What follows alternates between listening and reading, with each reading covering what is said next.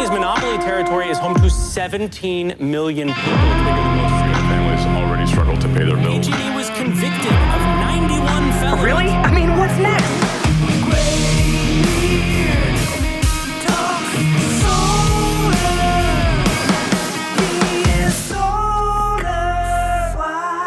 Welcome to the Graybeard Talks Solar YouTube channel. Thank you so much for joining me today. Today is going to be an awesome video. I'm going to be talking about Trump, the EV mandates, and how this might affect your decision on solar and proper solar sizing for an electric vehicle. So effectively, it's going to be jam-packed with lots of great information. So thank you so much for joining the channel. Please like, subscribe, and comment if you will. It helps us to grow the channel and help others get great solar wisdom as well. So let's just jump into it. So obviously we know who's going to be running this country for the next 4 years, right? So we got Trump is the president-elect once again.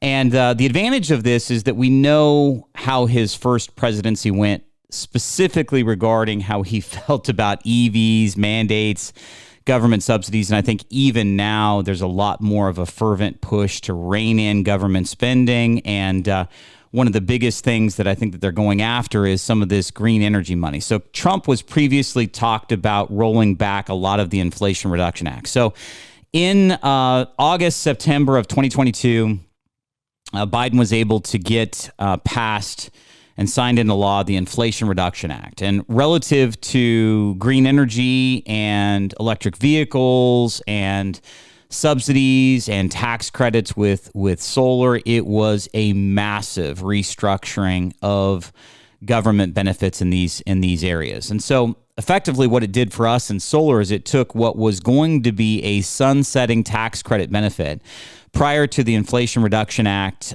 being signed into law.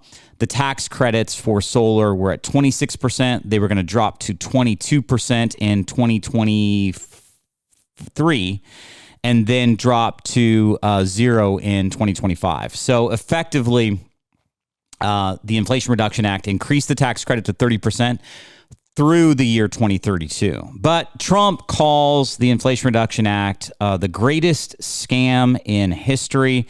Scott Bessent, as Treasury Secretary, who he's nominated as the Treasury Secretary, calls it a doomsday machine for the budget. So with DOGE, which is Department of Government Efficiency, being run by Elon Musk and Vivek Ramaswamy, I think that there is a concerted effort, as you're probably well aware, to trim spending. And I think one of the biggest things that they're going to go after is electric vehicles, wind energy, and potentially solar, which is why we're talking about this today. So let's just put it this way. If you were a betting person, or if I was a betting person, I don't like gambling personally. I don't like losing money that way. It just feels like there's no rhyme or reason to it. But I think we can make an educated decision or an educated bet here that solar tax credits, for example, aren't going to increase under a Trump presidency. EV mandates are not going to increase under a Trump presidency. I think that there's a lot of pressure. I think the first thing that they're going to tackle is electric vehicles. So let me talk to those of you out there that have not yet moved toward getting an electric vehicle. If you have not bought one yet, now is the time. Let me tell you this. I think the risk is waiting, because I do think the credit or the government subsidy for you purchasing an electric vehicle, I do think that credit is on the chopping block, and I think it's going to go away. Now, relative to solar, I don't think the tax credit for solar is going to go away. At least I don't think it's going to go away soon. They could stage it down. I think that they could reduce it. I think the smart money's on some sort of change. They might require to keep the tax credit. I've heard this. They might require more American production in solar to qualify for a better tax credit. If you're getting more of your parts, goods, and or supplies of equipment from outside the U.S. borders, then maybe you get less tax credit. I think that that's probably where things are going to go. But just know this, it's going to change. It's highly likely it's going to change, and it's not going to be better. It's actually going to be worse than what it is right now, whatever those changes are. So back to the smart money. I think if you're a betting person, the smart money on, you better get an EV now because I think that you're going to see the maximum amount of savings. I think that you could say the same thing about solar. If you explore and or move forward with solar today, I think that it represents the maximum value that you're going to be able to get in solar for the next probably 4 years, because I think all of the risk is on things lowering or going away. I don't think that there's any possibility that you're going to see solar get a greater tax credit than it has now, or greater incentives from the government than we currently have today. So let's assume that you haven't bought an EV yet. You're definitely now going to make that a more urgent priority. The reason I'm doing this video today is a lot of people have significant questions relative to proper solar sizing if they were to purchase an electric vehicle. How do you account? Hey, Graybeard, how do you account for my usage? How many more panels do I need if I want to get solar? That's the question. And we get that question a lot. So I'm gonna jump into it, see if I can drill down on it, see if I can help you understand it a little better. But let's talk first things first. Our normal process when meeting with a homeowner relative to the solar equation is we have to understand what you and your family consume in terms of energy. I've said this many times on my radio program before. I've said it many times on the YouTube channel as well. But solar is not a one-size-fits-all solution for homeowners. And this is one of the biggest disadvantages to California mandating that all new homes have to have solar, because effectively they're creating these anemic small systems, and a lot of new homeowners that buy these houses that have existing solar have no idea that their system is way undersized for their current usage or consumption. So the biggest indicator of how big of a solar system you need is your electricity consumption over a previous year. Stated a little differently, the best indicator of how much energy you're going to consume moving forward in your house is whatever you consumed in the last 12 months. And so as a solar broker and as a solar professional, we will work with you to get your prior 12 months of utility-specific energy consumption history itemized by month. And it's important that you itemize it by month, and I'll talk about what some of the shady folks in solar are doing, but it is very important that you get itemized monthly usage, because when we build a system for you, there's a lot of graphical and presentation stuff that we'll go over in terms of the amount of energy that you can expect from that system at any given part of the year, because solar obviously is impacted by the amount of time the sun is out in the sky. In the summer, sun's out 16 hours a day. In the winter, it might be only out 7.5, 8 hours in the day. So you can't expect your winter generation to be the same as the summer generation. So we'll profile your consumption against a generation graph and show you where in some seasons maybe the system is abundantly overproducing for you, but then in other seasons maybe it's, like for example in the winter, maybe it's undercutting or undershooting your consumption in the house in the wintertime. All solar systems are going to have the worst production in the winter months, November, December, January, and February. But back to proper sizing. So once we get your utility bill history, and this is a point of clarification, watch out for shady folks. There are, let me put it to you this way, the solar game, it attracts a lot of characters, I'll call them shady characters, right? And some of these guys, in their defense, and gals, maybe they weren't provided proper training, but a red flag, warning here, watch out for this. Stay away from anybody in solar that tries to take one utility bill that you have that you gave them from March and use that as the basis of the system build. In other words, if you get a utility bill not accounting for summer consumption of AC and not accounting for winter consumption of heat, and you look at a bill in March, it's probably going to be your tamest, lowest amount of energy consumption. And then now somebody multiplies that times 12 and says, hey, you need a system that's this big. That is a big red flag. That just tells you that you're dealing with somebody that doesn't know what they're doing. All right. So once we've got your itemized 12 months of utility history from the utility, and for example, with PG&E, Edison, and San Diego Gas and Electric, we've got several different ways that we can help you to achieve that and get that. PG&E is one of the easiest. We can jump on a call with you on the line and usually get that utility history within 3 to 5 minutes. So it's not as complicated as it might sound. But once we've got that utility history, then the next biggest question is, are you planning any major, extra consumption for whatever reason? For example, building a pool. adding a spa, adding an accessory dwelling unit, a granny flat, a rental unit, some other piece of property or some other limiting or habiting piece of structure on your property. Are you adding that? Are you adding an electric vehicle? So we'll talk about the electric vehicle now. So if somebody's if they do tell us that they're going to add extra consumption, my next question is, what is the timing of that? So here's a tip. If it's 2 years or less between now and when you expect to have an increase in consumption. Hey, Graybeard, yeah, we're going to buy an electric vehicle and we're going to do it in 6 months. Okay, I would definitely account for that usage now or that extra consumption in the size of the system now. But if whatever the event is, let's say I'm talking to somebody and they go, well, we might add a pool or a spa in 3 years, but who knows? That doesn't seem as steadfast. It doesn't seem as likely to happen, and I would hate to have somebody overspend on a solar system accounting for usage that doesn't materialize. So here's my tip. 2 years or less, whatever the event is, buying an electric vehicle, adding a pool, adding a spa, definitely account for it in the solar system now. If it's something that could happen or might happen, or the timing of it is 2 years or later out, then just add panels later. We can talk about how to add panels to your system at a later juncture. But 2 years or less, definitely want to account for it now. So this brings us to the equation of how to properly size for an electric vehicle. And a lot of people just do not realize or understand how much energy electric vehicles consume. So in order to help you to understand it, I want to talk about what an average house in California consumes in terms of energy, and then contrast that against an electric vehicle. So let's talk about an average home in California. Currently, based on the most recent data that we've got available, the average home in California consumes about 11,600 kilowatt hours of energy a year.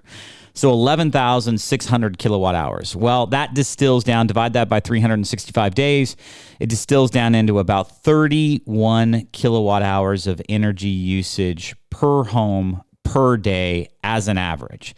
Now, full disclosure here, I have no specificity in that number as to how old a house that represents, how big a house that represents, how many bathrooms that represents. I don't have any other specificity for you other than the total amount of consumed energy in California divided by the number of houses that are using said energy, and that's how they come up with that 11,600 kilowatt hours. Because as on my radio program, a lot of times people go, hey, Graybeard, listen, I got a 3-bedroom, 2-bath, 1,800 square foot house. How much is solar going to cost me?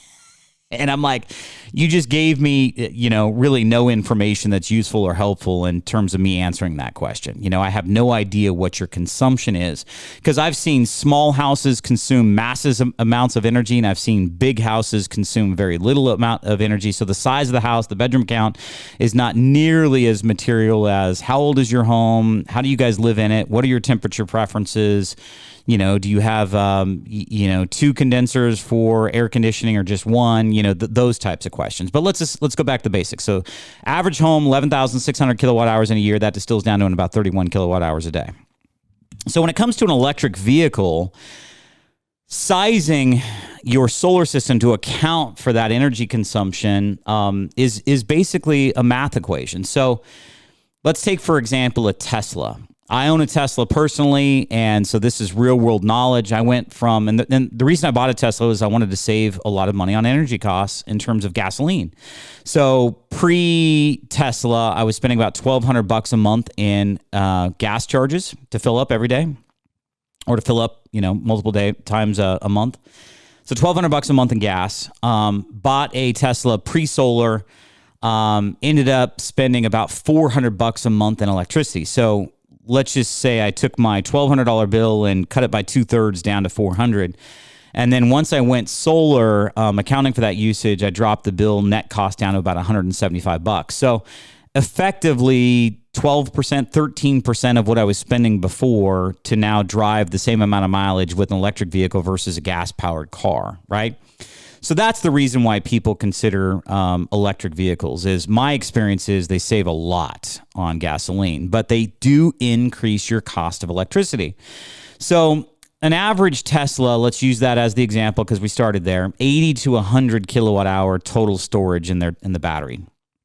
That's the average size of a battery on a Tesla. So let's assume based on your driving and my driving, that gets you about 300 miles. It's a 100 kilowatt hour battery. So let's say you drive 50 miles one way and then drive 50 miles back. Let's say that's your commute to work and back, 50 and 50. So you drove 100 miles, depleting the battery by about a third, right? So if it's a 100 kilowatt hour battery and you just depleted a third of it, that's roughly about 33 kilowatt hours. So think of it this way. To bring that car back home again, charge it up at home after driving it 100 miles round trip, that car is going to use the same energy, charging back up again to 100%, that the average home uses in a full day. So effectively for you as a homeowner, charging at home just doubled your energy consumption. You're going to double for every day that you charge. You're going to double your consumption. And so that's one of the reasons why people just are shocked at how much energy electric vehicles consume. So let's back into this a little bit further. So let's assume now you drive 10,000 miles a year. That would be an extra 3,100 kilowatt hours of energy consumption that you would need to account for in the solar. Let's assume it's 20,000 miles a year and you charge mostly at home. Well, that would be about 6,200 kilowatt hours of extra energy that you would use or consume per year. Now, point of clarification here, because this is where some of the utilities get a little cagey, they get a little squirrely. So some utilities won't allow you to account for greater energy consumption than what your prior 12 months of utility history would show. So for example, in Sacramento, the Sacramento Municipal Utility District, SMUD, they won't let us overbuild, assuming greater consumption. They won't let us overbuild a system beyond 110% of what your prior 12 months of utility history was. Roseville, another city in Northern California, they won't allow us to build a system greater than 101% of what you consumed in the prior 12 months with them. Now, PG&E doesn't have a limit like that. Okay, every utility is different, so please check with your utility. It's something that we'll check with right away if you end up working with us.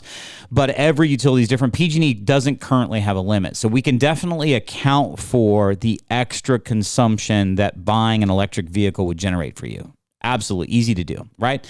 So back to that example. If you drive 20,000 miles a year, substantially charge at home, you're going to add an extra 6,200 kilowatt hours of usage to whatever your annual total of consumption was prior to adding the electric vehicle. So now the question is, hey, Graybeard, well, what does that mean in panels? How many more panels would I have to account for that usage? And that's a common question that we get. So, I'll answer it this way. Let's assume you've got a great southern exposed roof. Okay. Let's say that you've got a great area facing due south. The best solar is always due south because of the trajectory of the sun, its location in the sky as we orbit the sun throughout the year. So effectively in the wintertime, the sun is much lower in the southern sky, which is why you want a southern exposure. If you have a northern exposure, the sun might not even hit those panels at some points in the wintertime. So let's assume you got a southern exposed roof. East-west exposure, by the way, maybe 7-8% different than southern. Northern exposure with today's panels is about 15% less generation than true south, but let's just use the southern exposure. So if I take right now, I think a 400 watt solar panel is pretty standard in terms of the size of it. So if I take a 400 watt current solar panel size, and I assume that panel is put on the backside of a southern exposed roof at about a 20-degree angle, that 400 watt solar panel will generate about 600 kilowatt hours of total energy for you for a year. So the relationship between wattage, 400, and kilowatt hours of generation, 600, is 1 to 1.5. That's kind of the ideal relationship between the two. So 400 kilowatt hours creates 400 watts creates 600 kilowatt hours of total energy for the year. So back to that example, let's assume driving 20,000 miles a year on a fully electric vehicle, charging mostly at home, that mileage would account for about 6,000 kilowatt hours. And if it takes, if a 400 watt panel can generate about 600 kilowatt hours of energy, you'd need an extra 10 panels for that system. Now, rough rule of thumb, it does depend on your orientation, does depend on shading, ground mounts can be different, but effectively that's a rough rule of thumb. A 400 watt current panel, which is typical sizing today, will generate about 600 kilowatt hours on a due south orientation. So you can use that as the gauge for how many extra panels you might need to add to a system beyond what your current consumption is. And by the way, we do all of this as part of our brokerage firm, our solar brokerage company. We do this automatically. We will walk through these questions and help you figure this out if that's of concern or of importance to you. So one last time, kind of in summary, I do think the best time to get an EV is going to be now. I do think the tax credits are going to go away. I think they're going to be reduced. I think that you're going to see, the Department of Government Efficiency and a Trump presidency. I think that they're angling for that. I do think right now you're going to get the cheapest solar that you can get. So word to the wise, definitely I would explore it now because I think you have a lot of political risk, uncertainty risk, and here's the obvious to me. It's not going to get better than it is now. It's only going to get worse. I think the probability is it's going to get worse. So now is the time to explore solar too. I just wanted to provide some information on the proper sizing. And one last time, if you've enjoyed this information, please like, subscribe, and comment. We'd love your feedback. We're trying to grow the channel. And then if you want to talk with us individually and personally about your solar or solar for your home and accounting for EV or maybe not accounting for an EV, then definitely reach out to us. One of the best ways to connect with us is we have a short text code. If you text YT, standing for YouTube, YT, to 84503, we'll see that you text us. We'll know what it's regarding. We'll reach back out to you and see if we can't properly help you explore this further. We are a knowledge first, education first, wisdom first, solar brokerage company, and so we definitely want to consult with you and educate you on how all of this works. So thank you for watching the channel. Thank you for joining us, and stay tuned. I've got a lot more great information coming as part of the channel, and look forward to that, and we will have a new video posting once again in about 7 days.